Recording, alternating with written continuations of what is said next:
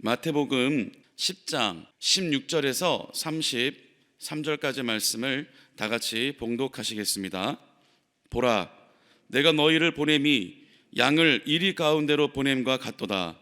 그러므로 너희는 뱀같이 지혜롭고 비둘기같이 순결하라. 사람들을 삼가라. 그들이 너희를 공회에 넘겨주겠고 그들의 회당에서 채찍질하리라. 또 너희가 나로 말미암아 총독들과 임금들 앞에 끌려가리니 이는 그들과 이방인들에게 증거가 되게 하려 하심이라. 너희를 넘겨줄 때에 어떻게 또는 무엇을 말할까 염려하지 말라. 그때 너희에게 할 말을 주시리니 말하는 이는 너희가 아니라 너희 속에서 말씀하시는 이 곧 너희 아버지의 성령이시니라. 장차 형제가 형제를, 아버지가 자식을 죽는 데에 내주며 자식들이 부모를 대적하여 죽게 하리라. 또 너희가 내 이름으로 말미암아 모든 사람에게 미움을 받을 것이나 끝까지 견디는 자는 구원을 얻으리라. 이 동네에서 너희를 박해하거든 저 동네로 피하라. 내가 진실로 너희에게 이르노니 이스라엘의 모든 동네를 다 다니지 못하여서 인자가 오리라. 제자가 그 선생보다 또는 종이 그 상전보다 높지 못하나니 제자가 그 선생 같고 종이 그 상전 같으면 조카도다. 집주인을 바알세불이라 하였거든 하물며 그 집사람들이랴. 그런즉 그들을 두려워하지 말라. 감추인 것이 드러나지 않을 것이 없고 숨은 것이 알려지지 않을 것이 없느니라. 내가 너희에게 어두운 데서 이르는 것을 광명한 데서 말하며 너희가 귓속말로 듣는 것을 집 위에서 전파하라. 몸은 죽여도 영혼은 능히 죽이지 못하는 자들을 두려워하지 말고 오직 몸과 영혼을 능히 지옥에 멸하실 수 있는 이를 두려워하라. 참새 2마리가 한 아사리온에 팔리지 않느냐. 그러나 너희 아버지께서 허락하지 아니하시면 그 하나도 땅에 떨어지지 아니하리라. 너희에게는 머리털까지 다 세신 바 되었나니 두려워하지 말라.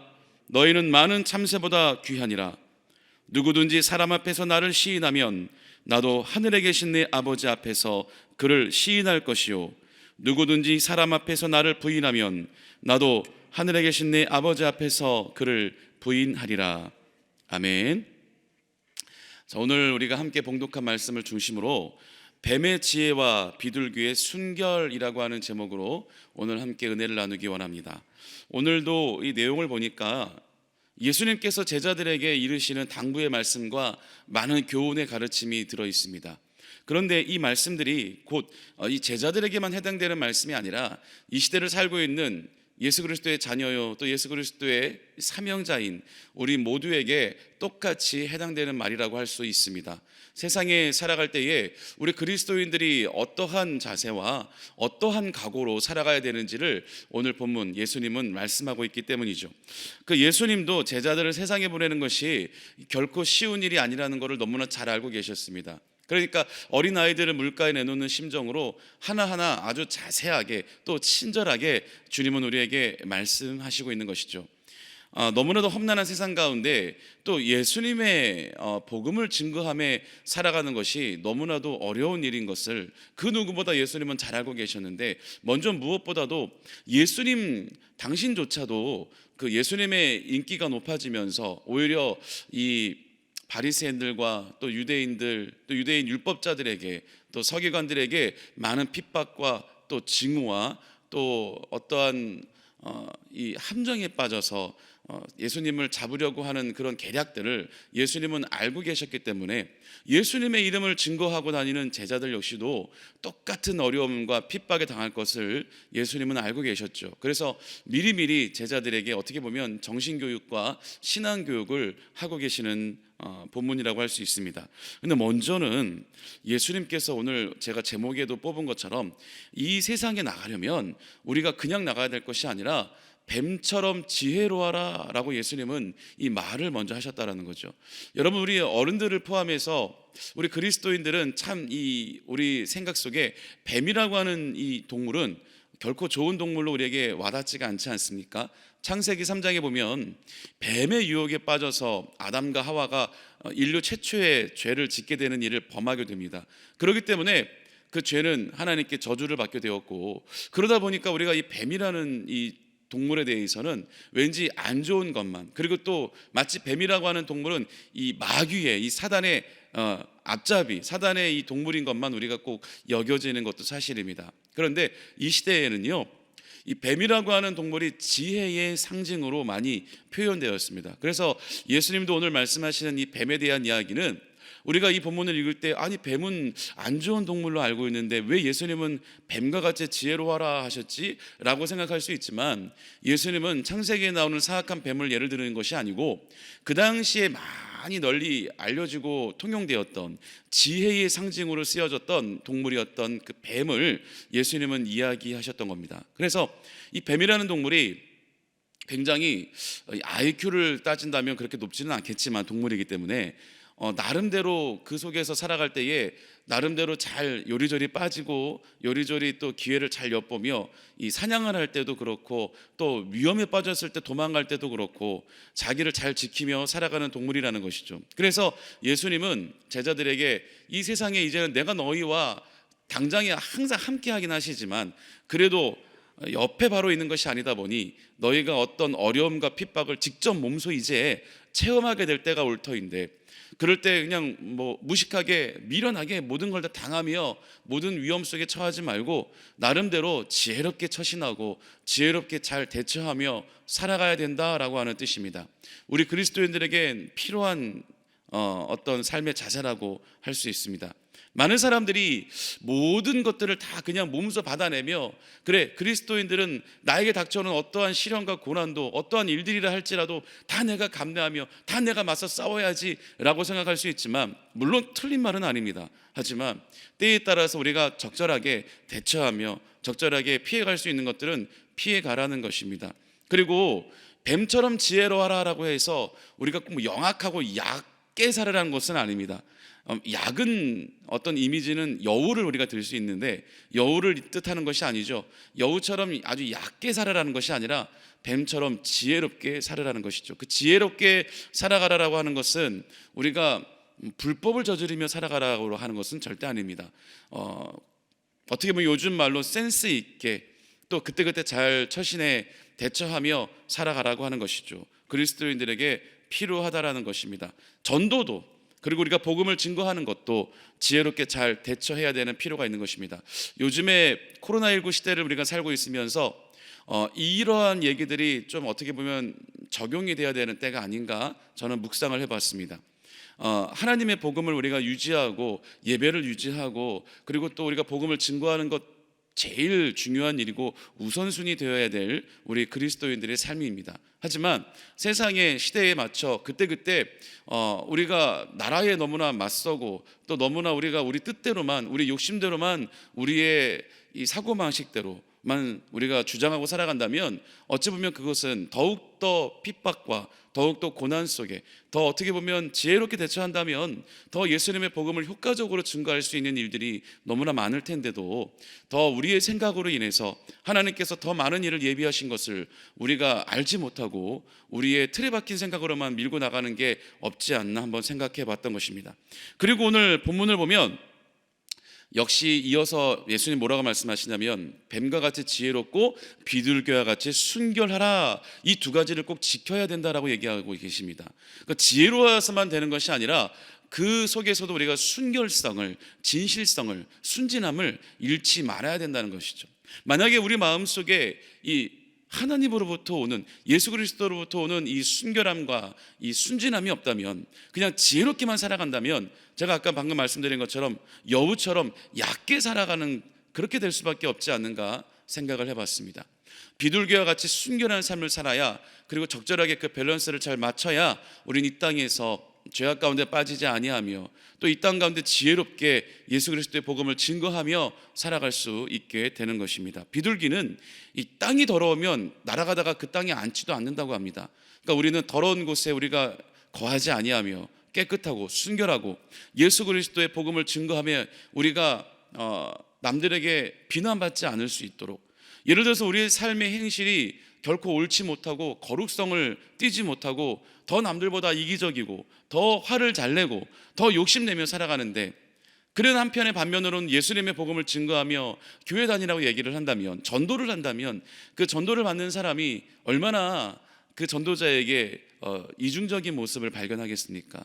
우리는 어느 때라도 우리가 부끄럽지 않게 나는 예수 믿는 사람입니다, 나는 그리스도인입니다 라고 자신 있게 떳떳하게 얘기하고 예수님의 복음을 전하려면 우리의 삶이 비둘기와 같은 순결함, 거룩성을 잃지 말아야 된다는 것입니다. 여러분, 우리는 모두가 다 사명자입니다. 꼭 무슨 주의 종만 또는 특별한 어떠한 주의 일을 감당하는 사람들만 이 사명자들이 아니라 예수 그리스도를 믿고 우리가 천국 백성이 되어지는 그 순간부터 주님은 우리에게 자동적으로 사명을 다 주어주셨습니다. 근데 그 사명은 모든 사람들마다 다 다르죠. 어떤 사람은 가르치는 일로, 어떤 사람은 섬기는 일로, 어떤 사람은 봉사하는 일로, 또 어떤 사람은 복음을 증거하며 전도하는 일로 다 하나님은 사명을 주셨습니다. 그런데 이 많은 사명 중에 제일 기본적으로 모든 사람들에게 동일시 되어지는 기본적인 사명이 있는데, 그것은 뭐냐면 바로 예수 그리스도의 복음을 증거하는 일입니다. 예수님도 우리에게 우리의 영혼을 구원해 주시면서 또 예수님이 더 부활하셨다가 이제 하늘로 올라가시기 전에 우리에게 당부하신 중요한 우리에게 명령이 있는데, 그것은 바로 첫 번째는 하나님을 사랑하는 것처럼, 예수님을 사랑하는 것처럼 우리 이웃, 우리 인간을 사랑하라 하는 것이었고, 두 번째가 바로 복음을 땅끝까지 나아가 증거하라라고 하는 것이었습니다. 그래서 우리는 때를 얻든지 못 얻든지, 그리고 또 이 세상이 어떻게 변해가든지, 교회가 어떤 핍박을 당하든지 우리는 예수 그리스도의 복음을 전하는데 전력을 다해야 된다는 것입니다. 물론 그 가운데 지혜에 맞게 지혜롭게 해야 되겠죠. 그렇기 때문에 우리가 예수 그리스도의 이 복음을 전하며 살아가는 것은 결코 쉽지 않은 삶이 이미 예비가 되어 있는 것입니다. 예수님 또한 세상 속에서 많은 핍박과 고난의 길을 걸어가셨기 때문에, 십자가의 길을 걸어가셨기 때문에 그 길을 쫓아가는 우리 또한 편한 길, 넓은 길로 갈 수가 없는 것이죠. 예수님도 다른 말씀에 보면 좁은 길로 가야만 끝에가 예수님을 만날 수 있다라고 얘기하시는 것처럼, 그 좁은 길이라는 것은 결코 편한 길이 아니죠. 쉬운 길이 아니죠. 척박하고 돌뿌리가 있고 가시덩굴이 있고 진흙탕이 있는, 또 수도 없이 넘어져 우리의 옷이 찢기고 때로는 상처가 나지만 그래도 다시 일어나 그 길밖에 없기 때문에, 다른 대안의 길이 없기 때문에 그 길을 묵묵히 걸어가는 것입니다. 우리에게 믿음과 소망이 있기 때문이죠. 어떤 믿음과 소망일까요? 지금 내가 걸어가고 있는 이 좁은 길이 너무나 힘들고 너무나 어려운 길이지만, 몇 번이고 넘어지고 포기하고 싶지만 그 길 끝에는 예수 그리스도가 팔을 벌리고 우리를 안아주시려고 기다리고 있다라고 하는 그 믿음, 또 이 좁은 길이 싫다고 저 옆에 넓은 길로 가자니, 저 많은 사람들이 편하게 가고 있는 저 넓은 길로 가자니, 그 길 끝에는 좋은 목적지가 아니라 결국에는 다 낭떠러지라는 것을 우리 그리스도인들은 알고 있기 때문에, 잠시 잠깐 그 과정이 쉽고 편하다고 해서 그 길을 우리가 쫓아갈 수 없다라는 것 너무나 잘 알고 있습니다. 그렇기 때문에 우리는 힘들고 넘어지고 찢기고 피가 나도 이 좁은 길을 걸어갈 수밖에 없는 것입니다. 그런데 우리의 그 과정을 주님은 다 알고 계시고 보고 계시기 때문에, 우리가 힘들어하고 넘어지고 고난에 빠질 때마다 우리가 우리 스스로를 너무나 비관하고 슬퍼하지만, 그보다 더 슬퍼하시고 더 안타까워하시는 바로 주님이 우리와 항상 함께 하시고 우리를 불꽃 같은 눈동자로 지켜보시고 계시기 때문에 우리는 힘을 내서 다시 또 일어날 수가 있는 것입니다. 넘어졌다가도 또 일어나고 또 일어나서 툭툭 털고 주님 붙잡고 나아갈 수가 있는 것입니다. 여러분, 우리가 예수 그리스도를 믿는 것 때문에 핍박받는 것, 오늘 본문에도 나와 있지 않습니까? 예수 믿는 것 때문에 우리가 힘든 것, 그것은 지극히 성경적입니다. 우리가 예수를 믿으면 많은 이 초신자분들이나 아니면 신앙생활을 하셨어도 이 말씀에 대해 좀 잘 모르시는 분들은 흔히들 이런 얘기를 합니다. 예수를 믿었으면 내 문제가 해결돼야지. 아니, 예수를 믿었으면 신앙생활을 내가 이렇게 열심히 하고 있는데 왜 나에게 자꾸만 이런 시련이 닥쳐오는 거야? 좋은 일만 있어야지, 축복받아야지, 잘 살아야지, 도대체 왜 이런 일이 생기는 거야? 그럴 거면 뭐하러 예수 믿어? 이런 얘기들을 하는 걸 우리 많이 볼 수 있죠. 너무나 안타깝습니다. 여러분, 우리의 이 예수 그리스도를 믿는 우리의 신앙, 즉 말하자면 기독교를 이분들은 완전하게 이해하지 못하는 것이죠. 여러분, 우리가 예수를 믿는 이유는 이 땅 가운데 잘 살기 위함이 절대 아닙니다. 예수를 믿는 이유는 내가 축복받기 위함이 절대 아닙니다. 물론 예수님을 우리가 잘 믿으면 축복 주시죠. 은혜를 주시고요, 우리의 문제가 해결되고요, 우리의 아픈 우리의 질병들이 낫고 치료가 되는 역사가 있습니다. 물론 그러한 기적이 존재합니다. 하지만 그것이 필수 우리가 예수를 믿는 이유는 아니라는 것이죠. 여러분, 예수 믿는 많은 사람들이 있는데 모든 사람들이 다 기적을 체험하나요? 모든 사람들이 예수 믿으면 다 잘 사나요? 모든 사람들이 예수 믿으면 나의 모든 병이 다 치료가 되나요? 그렇지 않습니다.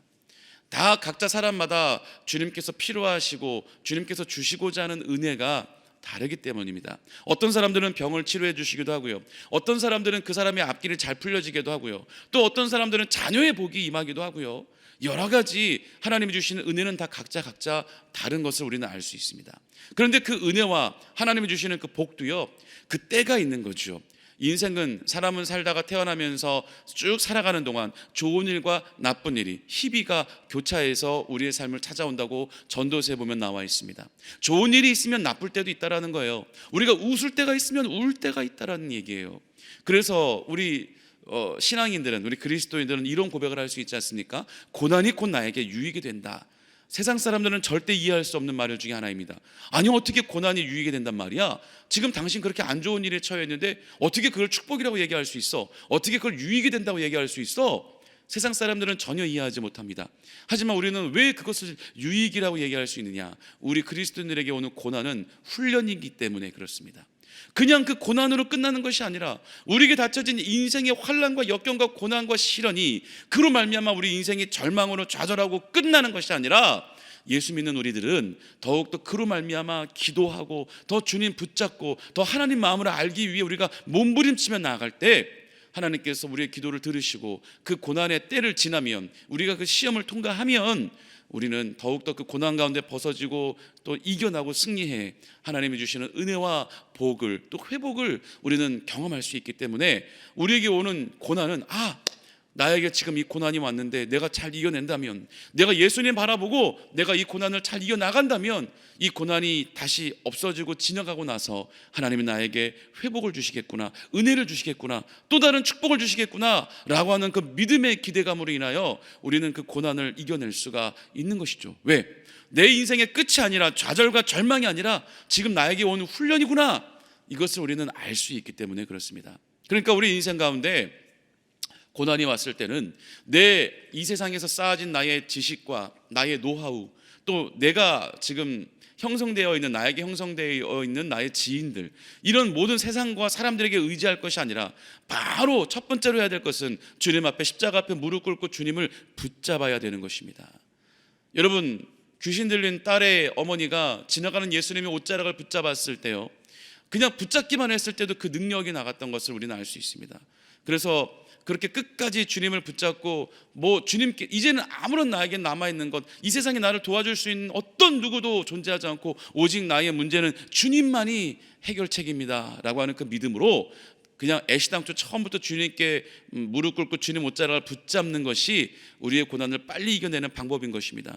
그런데 많은 그리스도인들은 그걸 알면서도 또 그게 쉽지 않아서 이 세상 가운데 여기저기 도움을 요청해보고, 또 사람들에게 도움을 요청해보다가 더 힘들어질 때, 더 주저앉았을 때, 그때야 비로소 주님을 붙잡습니다. 애시당초 처음부터 주님을 붙잡고 그 고난을 제일 빨리 이겨나가는 지혜로운 우리 성도님들이 되시기를 예수님의 이름으로 축원합니다.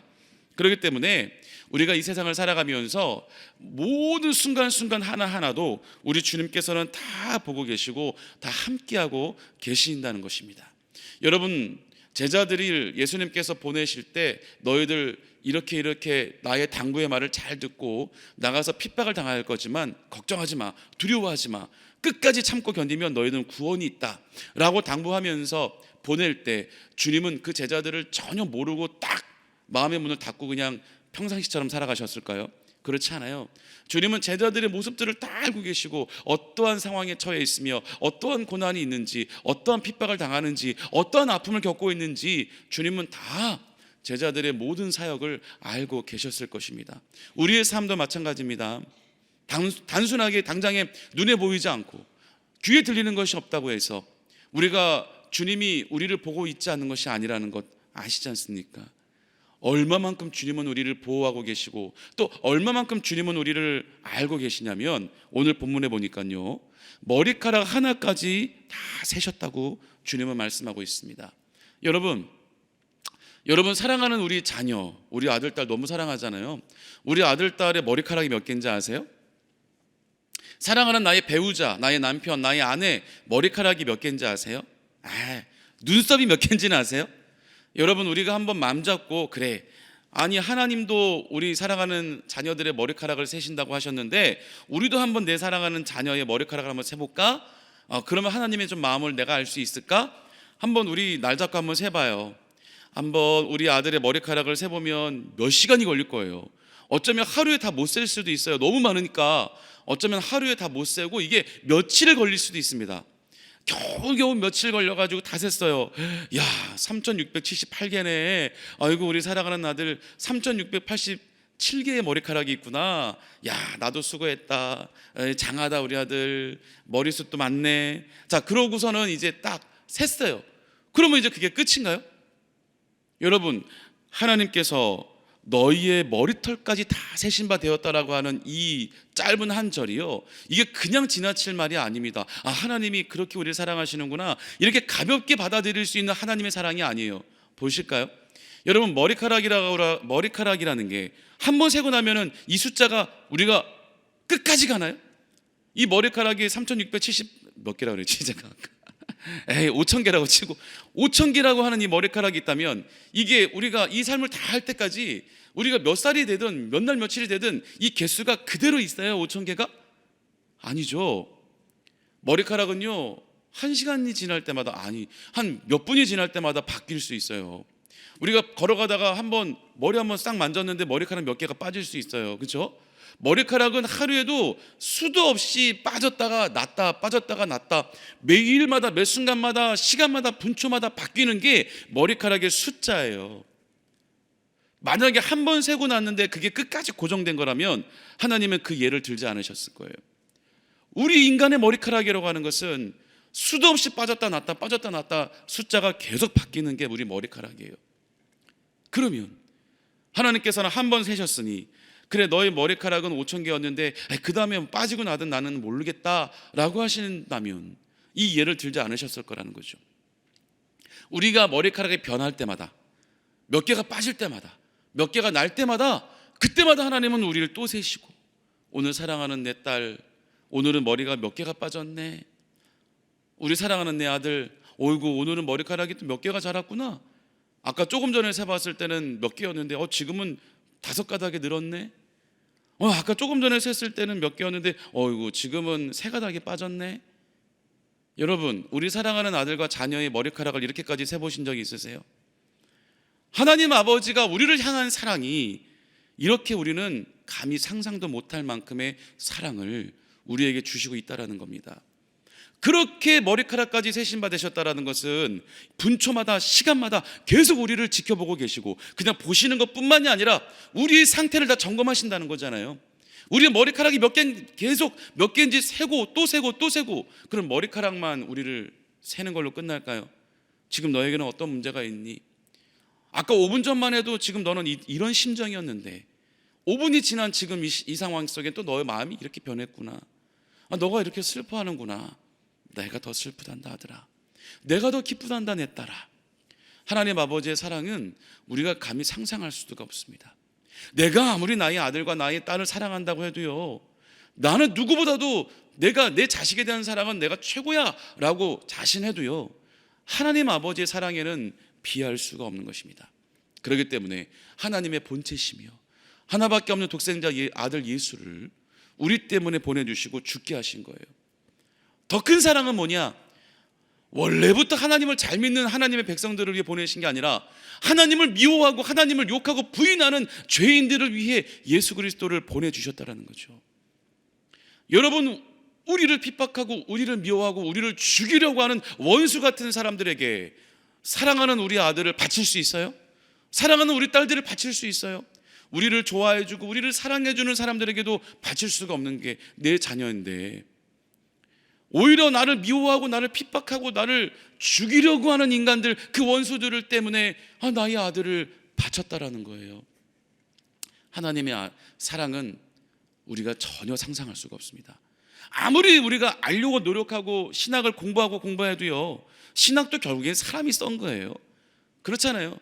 신학이라는 이 학문도 결국엔 인간이 만든 거란 말이에요. 하나님의 마음을 알 수가 없어요. 하나님의 사랑을 우리는 감히 측량할 수가 없어요. 그렇기 때문에 그런 큰 사랑을 주신 하나님 아버지가 오늘 말씀하시는 거예요. 너희의 머리털까지 다 내가 세고 있다. 그러니 너희는 뭐요? 두려워하지 말라. 오늘 본문에요 16절부터 33절까지 30절까지 읽는 동안에 이 33절까지 있는 동안에 두려워하지 말라라는 말이 3번이나 나와요. 세상 가운데 나가더라도 두려워하지 말아라. 끝까지 참고 견디면 너가 구원을 받으리라.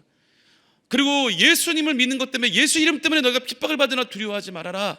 너희들이 그때그때마다 말할 것을 성령님이 가르쳐 주실 것이다. 여러분, 주님은 그렇게 말씀을 계속하고 있는 거예요. 두려워 말아라. 너희가 당장 눈에 보이지 않고 잡히는 게 없어서 두려워할 수 있지만 또 눈에 보이는 것은 들리는 것은 너희를 핍박하는 말들과 너희를 공격하는 그 상황들이지만 두려워하지 말아라. 내가 너희를 항상 지켜보고 있다는 거예요.